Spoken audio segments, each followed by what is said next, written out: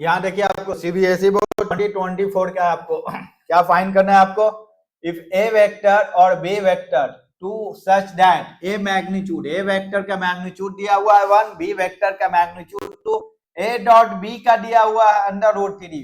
Fine निकलना है आपको। यहाँ पॉइंट नोट कीजिएगा, 2a वेक्टर और -b का। हम लोग जो पढ़े हैं -a वेक्टर का और b वेक्टर डॉट, इसको निकालते हैं ए वेक्टर का मैग्नीट्यूड और बी वेक्टर का मैग्नीट्यूड किसका, cos थीटा।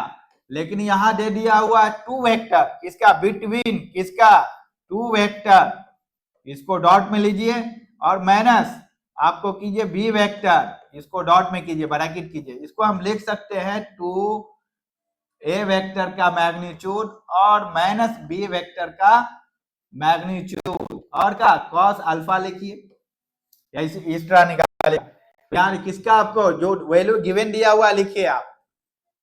ए वेक्टर का मैग्नीट्यूड दिया हुआ है 1 और बी वेक्टर का मैग्नीट्यूड दिया हुआ है 2 और क्या दिया हुआ है, ए वेक्टर और dot B vector equal to √3 दिया हुआ है। यहाँ पे आप कंफ्यूज मत होइएगा, इसको देख के क्वेश्चन छोड़िएगा नहीं, वहां लिखिए आप जो दिया हुआ है 2 वेक्टर, ठीक है।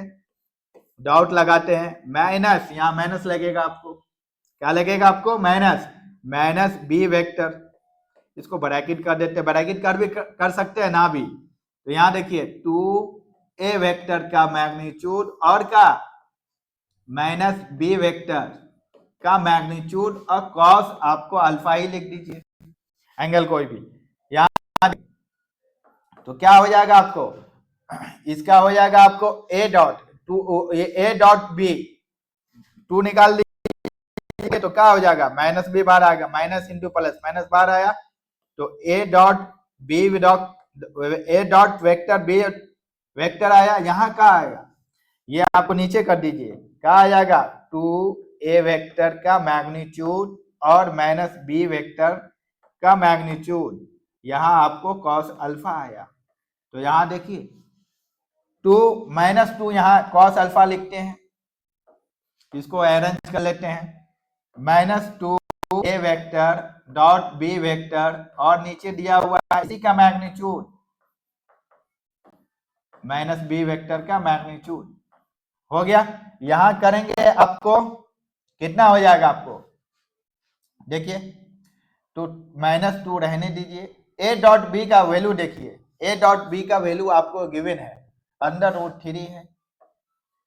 फिर इसका निकालेंगे तो 2 ही आएगा। ए वेक्टर का मैग्नीट्यूड क्या होगा, ओनली 1 दिया हुआ तो यहाँ 1 लिखते हैं, बी वेक्टर का मैग्नीट्यूड दिया हुआ है 2 लिखते हैं, ये 2 नीचे ऊपर क्या बचेगा क्या आपको, -√3। तो ये तो हो गया आपको cos 60 डिग्री का वैल्यू, cos आपको 30 डिग्री का वैल्यू है। तो इसको हम इस तरह लिख सकते हैं, देखिए इसको हम लिखिए cos अल्फा माइनस cos लिखिए आप पाई माइनस कब 30 डिग्री, जब π/6 करेंगे तब ये cos हट जाता है तो अल्फा बचेगा, आपको बचेगा, यहाँ आपको ब्रैकेट से बाहर आ गया, ये आपको ब्रैकेट के अंदर आएगा, cos हट जाएगा आपको ये दोनों, तो बचेगा क्या पाई माइनस π/6।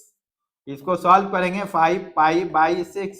अगर ये आंसर नहीं दिया हुआ है, अगर नहीं मिले तब ऑप्शन में एक और एक्सप्लेन कर देंगे, मार्क्स तो वही मिलेगा, लेकिन आपको टीचर के समझ में आएगा, स्टूडेंट अच्छे हैं। तो यहाँ आपको पाई की जगह 180 डिग्री लिख देंगे, 6 से मल्टीप्लाई करेंगे आपको तो क्या आ जाएगा, आपको 6 से मल्टीप्लाई करेंगे, डिवाइड करेंगे तो आपको आ जाएगा 150 डिग्री आ जाएगा, आपको 150 डिग्री।